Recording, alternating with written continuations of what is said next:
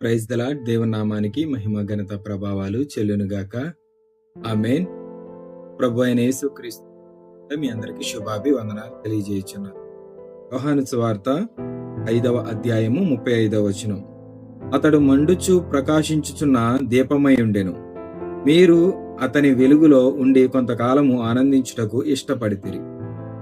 బాప్తిస్మకుడైన యోహాను గురించి తన పరిచర్య ఎలాంటి పరిచర్య, అతను ఏ విధంగా దేవునిని ప్రకటించాడు, దేవుని కొరకు ఎలా సాక్షిగా జీవించాడు, ఆయన బ్రతికిన దినములన్నిటిలో దేవుని వైపుకు ఇశ్రాయేలు జనాంగముగా యూదులుగా పిలువబడేటువంటి వారిని, అలాగే ఆనాటి సమాజంలో ఉన్న ప్రజలను దేవుని వైపుకు ఏ విధముగా తిప్పాడు. ఆయన బోధలో ఎక్కువగా మారు మనస్సు గురించి, పశ్చాత్తాపం గురించి బోధించడం మనం చూస్తున్నాం. పాత నిబంధనలో ఆయన గురించి పలు చోట్ల Old Testament prophecies about the John the baptised, యెషయా గ్రంథము 40వ అధ్యాయము 3వ వచనంలో యెహోవా మార్గము సిద్ధపరచుడి అనేటువంటి ఒక స్వరము వినబడడం మనం చూస్తున్నాం. వైల్డర్నెస్ అండ్ వాయిస్, ఈ రెండు మాటలను గనక మనం ఆలోచన చేసినట్లయితే, ఈయన పరిచర్యలో ఈయన ఎక్కడ ప్రకటిస్తున్నాడు? అరణ్యములో. అక్కడ ఏమై ఉన్నాడు? ఒక శబ్దమై ఉన్నాడు, వాయిస్ లేదా ఒక మాట అయి ఉన్నాడు. అందుకనే లూకాసు వార్త 3వ అధ్యాయము 3వ వచనంలో ఒక మాట ఉంచబడుతుంది. దేవుని వాక్యము అరణ్యములో ఉన్న బాప్తిస్మకుడైన యోహాను యొద్దకు వచ్చి అనేటువంటి మాట. అంటే అరణ్యము, ఈ అరణ్యము దేనికి సాదృశ్యంగా ఉంది? ఈ పాపపు ఇష్టమైన లోకానికి, లేదా చెడినటువంటి స్థితిలో ఉన్న లోకానికి, లేదా ఈ మృగ సంబంధమైనటువంటి ఆ స్థితికి, కఠినత్వానికి ఇది సాదృశ్యముగా ఉంది. అరణ్యము అని అన్నప్పుడు ప్రజల జీవితాలకు అది సాదృశ్యంగా ఉంది. ప్రజల జీవితాలు యోహాను వచ్చేటప్పటికి ఎలా ఉన్నాయి? పాపపు ఇష్టమైన జీవితాలుగా ఉన్నాయి, పడిన స్థితిలో ఉంచబడిన జీవితాలుగా ఉన్నాయి, వారి కఠినత్వంలో జీవించే జీవితాలుగా ఉన్నాయి, అస్తవ్యస్తముగా ఉన్న జీవితాలుగా వారి జీవితాలు ఉంచబడినట్లుగా మనం చూస్తున్నాం. అలాంటి పరిస్థితుల్లో ఒక శబ్దము అని అన్నప్పుడు ఆయన దేవుని వాక్యముగా వారి మధ్యకు వచ్చినట్లుగా మనం చూస్తున్నాం. యోహాను తనను ప్రవక్తగా కాకుండా దేవుని యొక్క స్వరముగా లేదా స్వరముగా తను తాను పరిచయం చేసుకున్నట్లుగా మనం చూస్తున్నాం. యోహాను సువార్త 1వ అధ్యాయము 23వ వచనంలో అతని పని ఏంటంటే మెస్సయ్య కోసం మార్గము సిద్ధపరిచేటువంటి వ్యక్తిగా తను తాను పరిచయం చేసుకుంటాడు. ఆ రోమా సైనికులు, ప్రధాన యాజకులు పంపిన అధికారులు వచ్చి అడిగినప్పుడు, నేను ఆయనకు మార్గము సిద్ధపరచు వాడను అని చెప్పుకోవడం. తర్వాత మలాకీ గ్రంథము 3వ అధ్యాయము 1వ వచనంలో, ఇదిగో నా దూతను పంపుచున్నాను, అతడు నా ముందర మార్గము సిద్ధపరచును. దేవుని దూత, సందేశకుడు, ఈ మాటగా అర్థం మలాకీ, హిబ్రూలో మలాకీ ద మెసెంజర్ అనేటువంటి అర్థాన్ని ఇస్తా ఉంది. దేవుని యొక్క వాక్యాన్ని లేదా దేవుని యొక్క వార్తను ప్రకటించే ఒక దూతగా తన తాను పాత నిబంధన గ్రంథంలో ప్రవచనాలు బాప్తిస్మకుడైన యోహానును చూపిస్తున్నాయి. యోహాను పరిచర్య చాలా సత్య సంబంధమైన పరిచర్య. యోహాను పరిచర్య చాలా వినయముతో కూడినటువంటి పరిచర్య. యోహాను పరిచర్య ముక్కుసూటిగా ఉన్నటువంటి పరిచర్య. యోహాను సత్యం మాట్లాడడానికి, నీతిని అనుసరించడానికి, దేవుని తట్టు ప్రజలను తిప్పడానికి ఎంత మాత్రమూ వెనుదీయని ప్రవక్తగా, చివరి ప్రవక్తగా మనం చూస్తున్నాం. అయితే చూడండి, ఈ యోహాను దేని గురించి ఎక్కువగా మాట్లాడాడు అంటే మారు మనస్సు గురించి, పశ్చాత్తాపం గురించి ఎక్కువగా మాట్లాడడం మనం చూస్తున్నాం. పరలోక రాజ్యము సమీపించుచున్నది, మారు మనస్సు పొంది పశ్చాత్తాపడుడి అనేటువంటి మాట. The fruit of repentance. ఆయన మాటలలో నీతి మరియు నిజాయితీ, దయ మరియు పవిత్రత గురించి ఎక్కువగా మాట్లాడడం. ఈ విధానంలో యోహాను ఎలా ఉన్నాడని ఈ వాక్య భాగం సెలవిస్తుంది? మండుచు ప్రకాశించుచున్న దీపమై ఉన్నాడు. వెలుగు ఆయన కాదు గాని ఆయన వెలుగునిచ్చేటువంటి దీపముగా ఉన్నాడు అని వాక్య భాగాలు సెలవిస్తున్నాయి. Lamp in the light. ఆయనే వెలుగును ప్రకాశించేటువంటి దీపముగా ఉంచబడ్డాడు. అంటే తన నుండి ఆ వెలుగు ప్రకాశం వస్తుంది అని, తాను కాలుపోతూ ఇతరులకు వెలుగునిచ్చేటువంటి వ్యక్తిగా యోహానున్నట్లు ఈ వాక్య భాగాలు చూపిస్తున్నాయి. తన యొక్క సౌకర్యాల కంటే లేదా తన యొక్క సంతోషము కంటే దేవుని కొరకైన జీవితానికి ఆయన ప్రాముఖ్యతనివ్వడం మనం చూస్తున్నాం. నిజమైన సేవకుడు దేవుని ఎదుట అగ్నితో మండేటువంటి గుణాన్ని కలిగి ఉండాలి అనేటువంటిది కూడా ఈ వాక్య భాగాలు తెలవిస్తున్నాయి. ఏ షైనింగ్ ల్యాంప్, ప్రకాశించు దీపమై ఉన్నాడు అనేటువంటిది.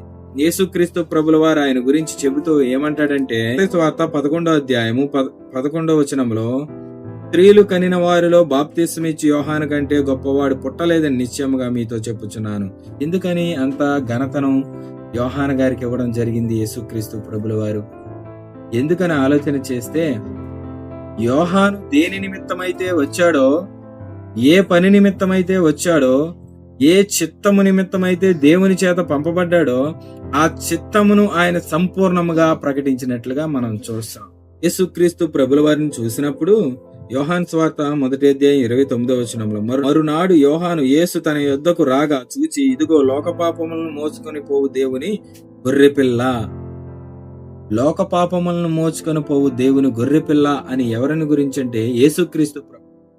పాపాలను తీసివేసే శక్తి, పాపాలని హరించేటువంటి మెస్సయ్య యొక్క మిషన్ అనేటువంటిది యేసు ద్వారా మాత్రమే జరుగుతుంది అనేటువంటి విషయాన్ని ఇక్కడ ఆయన స్పష్టం చేశాడు. 35వ వచనము, మరునాడు మరలా యోహాను అతని శిష్యులలో 2 నిలుచుచుండగా అతడు నడుచుచున్న యేసు వైపు చూచి, ఇదిగో దేవుని గొర్రెపిల్ల అని చెప్పాను. అతడు చెప్పిన మాట ఆ 2 శిష్యులు విని యేసును వెంబడించిరి. యేసుక్రీస్తును యోహాను శిష్యులు సైతము యేసుక్రీస్తుని ఇక్కడ వెంబడించడం మనం చూస్తున్నాం. అంటే ఎప్పుడైతే సత్యమును ఆయన ప్రకటించాడో, ఉన్నది యేసే మెస్సయ్య అనేటువంటి సత్యాన్ని ఎప్పుడైతే ఆయన ప్రకటించాడో, ఈ యోహాను శిష్యులు అందరూ కూడా యేసుక్రీస్తు శిష్యులుగా మార్చబడటం మనం చూస్తున్నాం. ఇట్ కమిషన్ అనేటువంటి మాట మత్తయి సువార్త 28వ అధ్యాయము 18, 19, 20 వచనాల్లో, సర్వలోకమునకు వెళ్లి సర్వ సృష్టికి సువార్త ప్రకటించుడి, నమ్మువానికి మీరు బాప్తిస్మిచ్చు నా శిష్యులనుగా చేయుడి అనే మాట. ఏ సేవకుని యొక్క బాధ్యత అయినా ఏంటండి? యేసుక్రీస్తును స్పష్టంగా ప్రజలకు అర్థమయ్యే రీతిలో చూపించగలగడం, యేసుక్రీస్తు బోధనను స్పష్టంగా ప్రజలకు అర్థమయ్యే రీతిలో బోధించడం, యేసుక్రీస్తు యొక్క దైవ చిత్తాన్ని ప్రజలకు అర్థమయ్యేటట్లు బోధించడం, సర్వమానవాళిని యేసు వైపుకు మళ్లించడం సువార్త యొక్క ముఖ్య లక్షణం. దేవుని యొక్క మిషన్ అని అన్నప్పుడు, దేవుని యొక్క పరిచర్య అని అన్నప్పుడు, ప్రతి మనుష్యుడిని పరలోక రాజ్యానికి అర్హుడుగా మార్చడం, దేవునిని సంపూర్ణంగా తెలుసుకునేవాడిగా తీర్చిదిద్దడం, యేసుక్రీస్తుని ఎరిగేటువంటి విశ్వాసులుగా, శిష్యులుగా వారిని మార్చడం, అదే సేవకుని యొక్క లక్ష్యము, ధ్యేయము గాని మరే ఇతరమైనటువంటి ఆలోచన లేదు. ఈ రోజుల్లో సంఘాలు ఎలా ఉన్నాయి, సేవకులు ఎలా ఉన్నారు? అనేకులు సేవకులను విమర్శించేవారుగా ఉన్నారు, సంఘాలను విమర్శించేవారుగా ఉన్నారు. క్రైస్తవులే సంఘాలను విమర్శించేవారుగా ఉన్నారు. మారు మనస్సు, దేవుని ఎరిగినటువంటి స్థితిలో లేని వారు కూడా అనేక విమర్శలు చేస్తా ఉన్నారు. ఎందుకంటే కొంతమంది సేవకులు చేస్తున్నటువంటి వింతైనటువంటి చర్యలను బట్టి, మీరు ఇప్పటి వరకు చూడనటువంటి గొప్ప నడకను నడుస్తాను అని వాళ్ళ ప్రజలకు కనబరుచుకోవడం, ఏదో నేనొక్కడినే బోధకుడిని, ఇప్పుడు దాకా వచ్చిన వారు చేసిన సేవ అంతా వ్యర్థము అనేటట్టు మాట్లాడడం, ఇలాంటి వాటిని బట్టి అనేకులు ఏమైతున్నారంటే యేసుక్రీస్తుకు శిష్యులుగా కాదు, సేవకులకు శిష్యులుగా మారిపోతున్నారు. సేవకుల్ని వెంబడించేవారుగా మారిపోతున్నారు. సేవకుల్ని ఏదో హీరోలాగా కొలిచేవారుగా మారిపోతున్నారు. సేవకుల్ని వాళ్ళ లైఫ్లకు రోల్ మోడల్ గా పెట్టుకుంటారు. కానీ ప్రభు అది చెప్పట్లా, యోహాను కూడా అది చెప్పలా తన జీవితంలో. ఈ రోజుల్లో ఇలాంటి సేవ కావాలండి, నిస్వార్థమైన సేవ కావాలండి. లోకంలో క్రీస్తుని ఎరగనటువంటి వారు క్రైస్తవ్యాన్ని, సేవకుల్ని ఎంతో విమర్శ చేస్తున్నారు గాని వాళ్ళు విమర్శ చేసేటువంటి గొప్ప బోధకుల్లాగా, ఫేమస్ బోధకులలాగా, హైలైటెడ్ బోధకులలాగా, కార్పొరేట్ బోధకులలాగా 100కి 20% మంది ఉంటే 100కి 80% మంది తింటాకి తిండి కూడా లేకోకుండా సేవ చేస్తున్నారండి. కట్టుకోవడానికి సరైన బట్టలు లేకుండా ఉన్న వాళ్ళు ఉన్నారు, సరైన ఇల్లు లేనటువంటి వారు ఉన్నారు. వారు అసలు డబ్బునే ఆశించుకోకుండా, ఎటువంటి సంపదను గాని వనరులను గాని ఆశించుకోకుండా సేవ చేసే వాళ్ళు ఉన్నారండి. ఇంచుమించు 70% మంది అలాంటి వారు ఉన్నారు. ఈ రోజున సమాజం అంతా విమర్శ, క్రైస్తవుల మీద విమర్శ, క్రైస్తవ్యం మీద విమర్శ, క్రైస్తవుల్లోనే మారు మనస్సు లేని వారు, చర్చికి రాని వారు, క్రైస్తవులుగా నామకార్థంగా సాగేవారు కూడా విమర్శలు చేస్తా ఉంటారు, ఏదన్నా ఒక చిన్న లోపం కనిపించేసరికి. కానీ ఇక్కడ యోహాను బోధలో ఎంత స్వచ్ఛత కనబడుతుంది, ఎంత వర్ధిల్లింపు కనబడుతుంది. యోహాను జైలులో ఉంచబడ్డాడు. జైలులోనే తను యథార్థంగా చేసిన సేవ, హేరోదు తన యొక్క ప్రాంతంలో పరిపాలకుడిగా ఉన్నటువంటి హేరోదుని సైతం ఆయన హెచ్చరించాడు. నీ నడక ఎలా ఉందో చూసుకో, నీ ప్రవర్తన సరిగా లేదు చూసుకో అని హెచ్చరించినప్పుడు భార్యగా తన తమ్ముడు భార్య అయినటువంటి హేరోదియా తనని జైల్లో వేయించింది, తనని చిరచ్ఛేదనం చేయించింది. అయినా గాని ఆ సేవకుడు ఎంత మాత్రము ఆ నీతిని యథార్థతను విడిచిపెట్టలేదండి. ఎందుకు రాజీ పడదాం, క్షమాపణ చెప్తే నా బ్రతుకు నాకు దొరుకుతుంది కదా అని అనుకోలేదు. యథార్థమైనటువంటి సేవ చేశాడు, నిస్వార్థమైనటువంటి బోధన చేశాడు. ఆ రోజుల్లో అనేకలు సైతము యోహానును చూస్తే గడగడలాడిపోయారండి.